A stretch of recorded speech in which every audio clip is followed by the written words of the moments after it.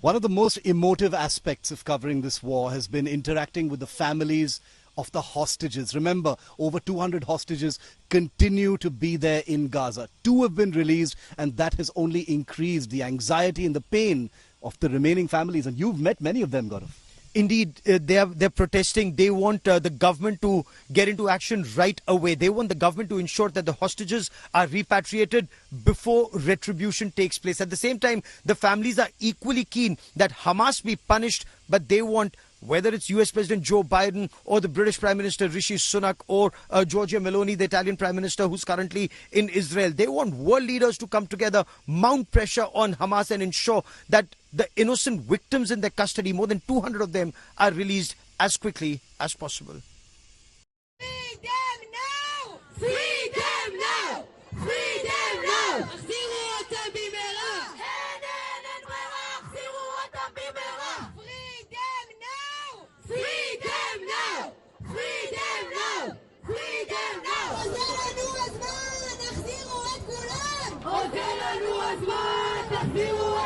This is downtown Tel Aviv, the capital of Israel, and it is completely drowned out by the sound of angry Israelis who've collected here demanding justice for the hostages who continue to be in the captivity of Hamas more than 2 weeks after the dreaded terror attack by that terrorist group from Gaza on October the 7th.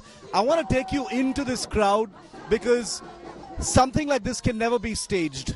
Amidst this crowd you see over here are families, there are friends, there are relatives, there are people who've come from far-flung places, people from places like Portugal, people from Singapore, people from all over the world have actually gathered, and many of them are here today. So I'm going to take you into that crowd to show you what it really feels like, perhaps right now, to be an Israeli.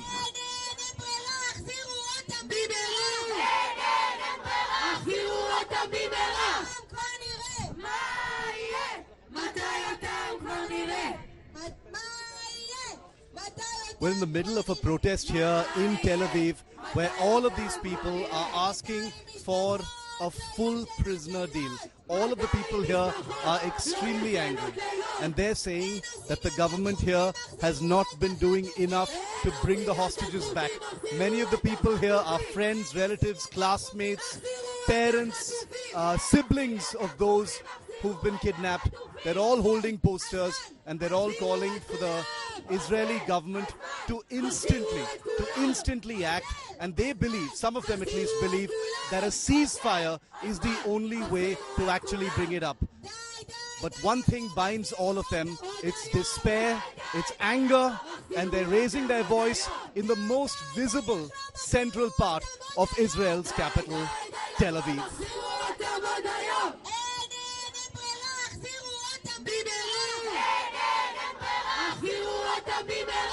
Free them now! Free them now! Free them now! Free them now! Free them now! Hi, I'm Ayelet. I'm Idan's aunt.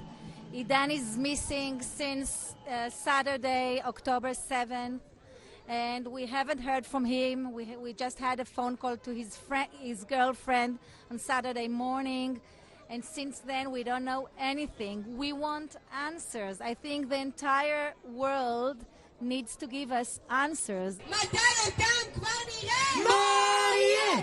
מתי אותם כבר נראה? מתי אותם כבר נראה? מה יהיה? מתי אותם כבר נראה? אין עושים יותר דחופים. החזירו את החטופים. אין עושים יותר דחופים. החזירו את החטופים. לא, לא, לא מרפים, החזירו את החטופים. אין עושים יותר דחופים, החזירו את החטופים. אין עושים יותר דחופים, החזירו את החטופים. לא באמת מנצחים בלי החזרה. No sign to Idan. It's 15 days that we didn't hear from him. All the world need to understand this is more than a war crime what Hamas did there. It's a crime against humanity, and all the leaders around the world need to intervene to take action. Idan also have a Portuguese citizenship, and we are in contact with the Portuguese government and the embassy, and we ask from all the leaders around the world, all the people, to spread it and to know the truth. Hamas killed their babies and old men this is what happened there. הנה לא ינום ולא יישן שומר ישראל, השם שומרך, השם צדך על יד ימינך. שיר המעלות אשא עיניי אל ההרים, מאין יבוא עזרי, עזרי מעם השם עושה שמיים וארץ.